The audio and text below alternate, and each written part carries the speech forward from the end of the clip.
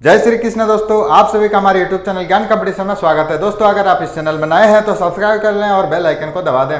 दोस्तों आज हम लोग झारखंड के इतिहास में जो है झारखंड के किले और राजमहल के विषय में देखेंगे। मतलब पुराने जमाने में राजा लोग जो है अलग अलग क्षेत्र में राजमहल और किले का निर्माण कराया था, उसके बारे में हम लोग जानेंगे और किस क्षेत्र में है और किसके द्वारा इसका निर्माण कराया गया, इस चीज को हम लोग आज जानने का प्रयास करेंगे।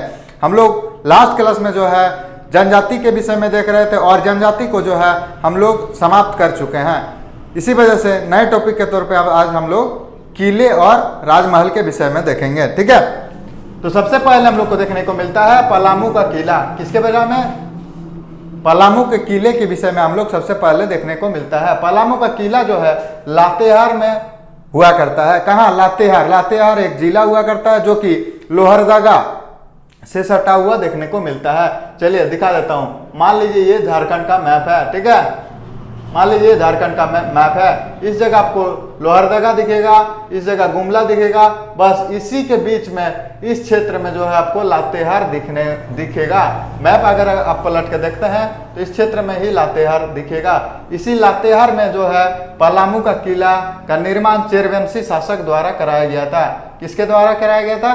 चेरवंशी शासकों द्वारा कराया गया था। आप लोग को याद होगा, हम लोग मध्यकाल में देख चुके हैं कि चेरवंशी शासक जो है प्रताप राय द्वारा पलामू किला का निर्माण कराया गया था। उसके पश्चात पलामू किला के नजदीक ही एक पहाड़ी पर एक नए पलामू किला का निर्माण कराया गया था, जिसका निर्माण जो है मेदिनी राय द्वारा कराया गया था। किसके द्वारा? मेदिनी राय द्वारा कराया गया था। क्या याद आ रहा है? पलामू किला के नजदीक ही एक पहाड़ी पर हम लोग पढ़े थे और देख भी चुके हैं कि उसके नजदीक ही मेदिनी राय जब अपने शासन प्रशासन का समय स्टार्ट हो जाता है, उस समय पलामू किला के समीप ही एक पहाड़ी पर नए किला का निर्माण कराया था। ठीक है, इसके पश्चात हमें विवरण देखने को मिलता है विश्रामपुर का किला। किसके बारे में? विश्रामपुर का किला। विश्रामपुर का किला जो है पलामू के क्षेत्र में देखने को मिलता है। देखिए कंफ्यूजन नहीं होना है, पलामू का किला लातेहार में है लेकिन विश्रामपुर का किला जो है पलामू में है। ठीक है, इसका निर्माण भी चेरवंशी शासक द्वारा ही कराया गया था। उस समय चेरवंशी शासक तड़वन हुआ करते थे। कौन? तड़वन नामक एक शासक हुआ करता जो कि चेरवंशी का शासक हुआ करते थे। उनके द्वारा ही विश्रामपुर का किला का निर्माण कराया गया था। ठीक है, पश्चात रोहिलों का किला। क्या? रोहिलों का किला जो कि पलामू के क्षेत्र में ही देखने को मिलता है। पलामू के क्षेत्र में एक जपला नामक जगह है, जिस क्षेत्र में ही मतलब जपला नामक जगह में ही रोहिलो का किला का निर्माण, रोहिलो एक जगह का नाम हुआ करता था, उस क्षेत्र का सरदार के द्वारा इसका निर्माण कराया गया था। उस समय रोहिलो का सरदार जो है मुजफ्फर खां हुआ करते थे। इसी मुजफ्फर खां द्वारा ही इसका निर्माण कराया गया था। किसको? रोहिलो का किला का। रोहिलो क्या बोले? रोहिलो एक क्षेत्र का नाम हुआ करता है। उस क्षेत्र का सरदार उस समय मुजफ्फर खां हुआ करते थे। मुजफ्फर खां द्वारा ही इसका निर्माण कराया गया था। इसके पश्चात जो है चैनपुर का किला के विषय में हम लोग को देखने को मिलता है। चैनपुर का किला, ठीक है। चैनपुर का किला का निर्माण जो है पलामू के क्षेत्र में ही किया गया है और पूरनमल वंश के वंशधरों द्वारा कराया गया था। किसके द्वारा निर्माण किया गया था?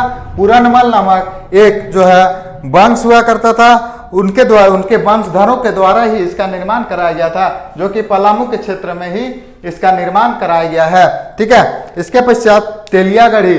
क्या है? तेलियागढ़ी का तेलियागढ़ या तेलियागढ़ी भी कहा जाता है। तो तेलियागढ़ी का किला जो है राजमहल पहाड़ी पर स्थित है। कहाँ है? राजमहल पहाड़ी पर स्थित है। राजमहल पहाड़ी जो है साहेबगंज में देखने को मिलता है। कहाँ? साहेबगंज। साहेबगंज हम लोग को पता होगा, ठीक है। साहेबगंज नहीं पता है क्या? चलिए बता देता हूं। साहेबगंज जो है इस क्षेत्र में आपको देखने को मिलेगा। साहेबगंज जो है एक जिला हुआ करता है। इसी क्षेत्र में साहेबगंज हुआ करता है जो कि पश्चिम बंगाल और बिहार दोनों से सटा हुआ देखने को मिलता है। इस क्षेत्र में बिहार और इस क्षेत्र में पश्चिम बंगाल हुआ करता है। और एक चीज याद रखिएगा, साहेबगंज जो है साहेबगंज जिला से होते हुए ही गंगा नदी पार हुई है। मतलब अंदर तो नहीं लेकिन साहेबगंज से सटे हुए ही गंगा नदी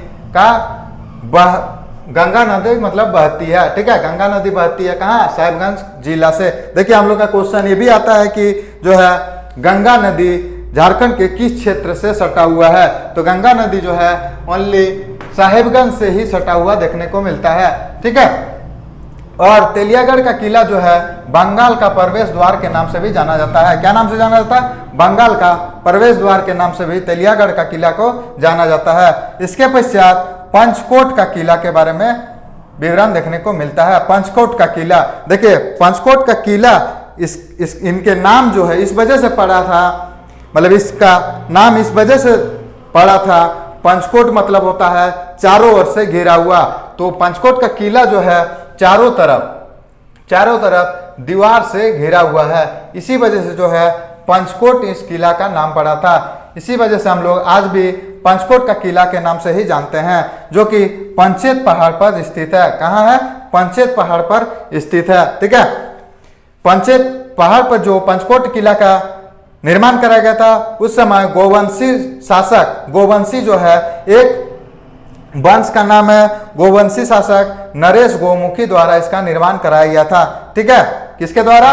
गोवंशी नरेश गोमुखी द्वारा ही इसका निर्माण कराया गया था। इसके पश्चात रामगढ़ का किला, क्या बोले? रामगढ़ का किला। रामगढ़ का किला जो है आप लोग नाम से ही जान रहे होंगे कि इसका निर्माण किस क्षेत्र में हुआ होगा। तो रामगढ़ का किला रामगढ़ के क्षेत्र में ही देखने को मिलता है।